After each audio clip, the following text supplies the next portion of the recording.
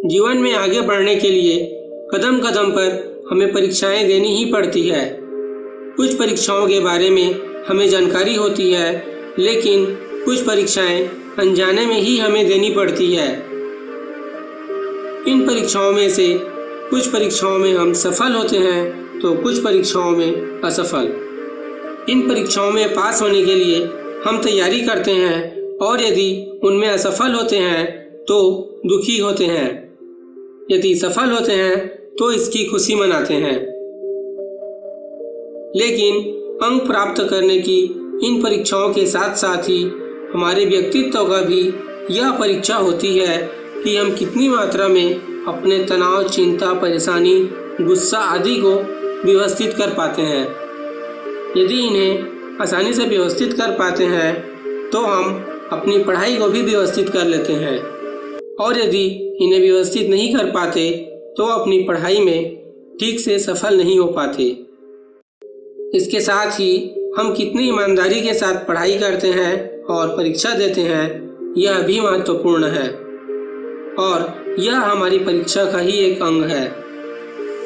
जो लोग पढ़ाई नहीं करते वे फाइनल परीक्षा में पास होने के लिए शॉर्टकट अपनाने की कोशिश करते हैं, वह नकल करने की कोशिश करते हैं। वे उन प्रश्नों को ही तैयार करते हैं जिनकी परीक्षा में आने की अधिक संभावना होती है, बाकी प्रश्नों को वे छोड़ देते हैं।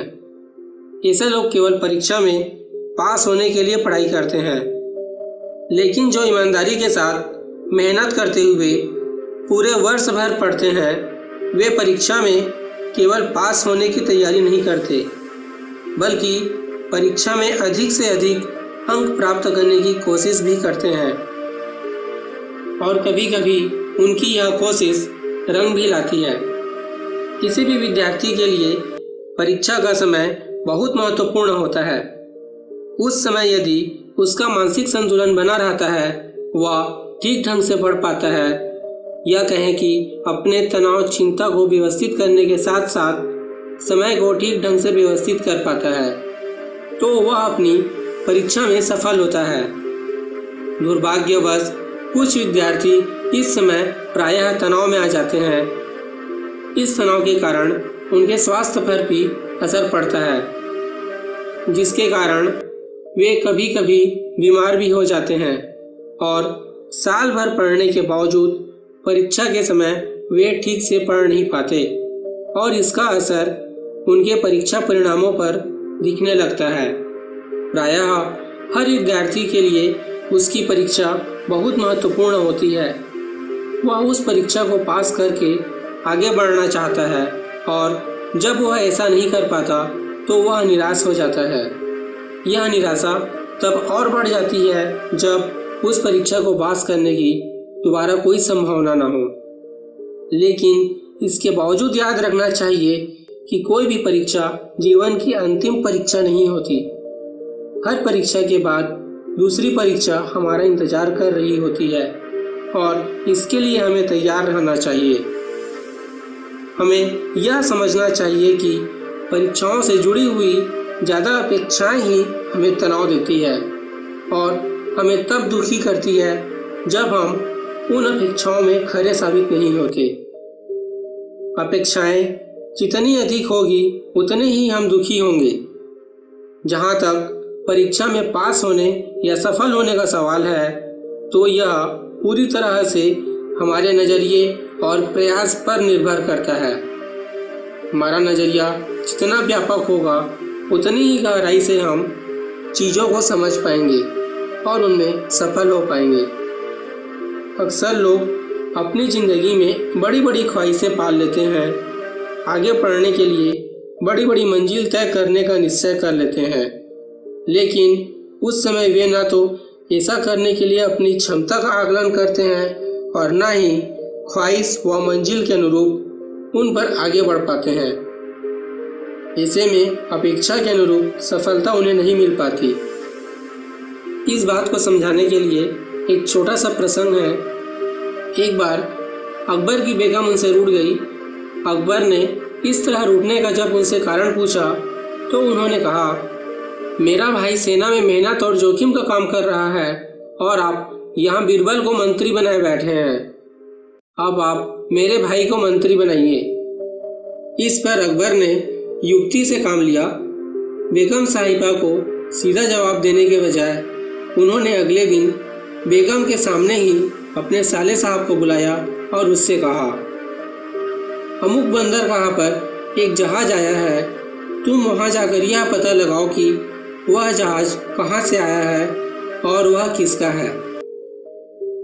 इसके बाद अकबर ने यही कार्य बीरबल को भी दिया। कुछ दिनों बाद दोनों के बंदरगाह से वापस लौटने की सूचना मिली। अकबर ने बेगम के सामने ही दोनों को अपने पास बुलवाया।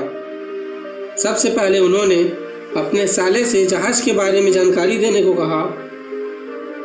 साले साहब ने बताया कि जहाज श्रीलंका से आया है और यह जहाज बैजू सेठ का है। जब अकबर ने अपने साले साहब से यह प्रश्न किया कि यह जहाज कहाँ जा रहा है, तो उसने जवाब दिया कि आपने इतनी ही जानकारी मांगी थी, इसीलिए मैं केवल उन्हीं के बारे में पता लगा कर आया हूँ। अब अकबर ने बीरबल से बंदरगाह के जहाज के बारे में जानकारी देने को कहा। बीरबल ने कहा, जहाज श्रीलंका से आ रहा है, बैजू सेठ का है, उसमें कीमती रत्न व आभूषण लगे हैं। जहाज माया नगरी को जाएगा। सेठ 1000 स्वर्ण मुद्राओं का राजस्व अदा कर चुका है। बीरबल का जवाब खत्म होने पर अकबर ने बेगम की ओर देखा तो उनकी नजरें झुकी हुई थी और उन्हें अपनी भूल का एहसास हुआ। यहाँ पर परीक्षा कोई अंक प्राप्त करने की नहीं थी, बल्कि यह बीरबल और अकबर के साले साहब की एक व्यवहारिक परीक्षा थी, जिसमें बीरबल उत्तीर्ण हुए। सवाल का जवाब तो दोनों ने दिया। दोनों ने प्रश्न का उत्तर खोजने के लिए बंदरगाह तक जाने के लिए बराबर दूरी तय की। दोनों का जवाब भी सही था, लेकिन प्रश्न से संबंधित उपयोगी जानकारी बीरबल की थी, इसलिए उनका पद भी ऊंचा व महत्वपूर्ण था। देखा जाए तो परीक्षा के सवाल या जीवन की समस्याएं मकड़ी के जाल व उलझे हुए धागे की तरह होते हैं। वास्तव में वे उतने जटिल नहीं होते जितना हम अपनी अनुभवहीनता या हड़बड़ी में उन्हें बना बैठते हैं। अतः इन्हें सुलझाने के लिए पहले उसकी उलझन को समझना और सुलझाने वाले सिरे को तलाश करना बहुत जरूरी है। जीवन की परीक्षाएं कभी भी ठर्रे पर चलकर नहीं, नकल करने से नहीं, बल्कि होश के साथ, सूझबूझ व समझ के साथ दी जाती है, और तभी इन परीक्षाओं को उत्तीर्ण करने का आनंद भी आता है। उम्मीद करता हूँ कि आपको ये कहानी अच्छी लगी होगी और इस कहानी से आपको कुछ सीख मिली होगी। यदि आपको वीडियो पसंद आई तो वीडियो को लाइक करें, चैनल पर नए हैं तो चैनल को सब्सक्राइब कर बेल आइकन को प्रेस करें। मिलते हैं अगले वीडियो में, तब तक के लिए बाय बाय। जय हिंद, जय भारत।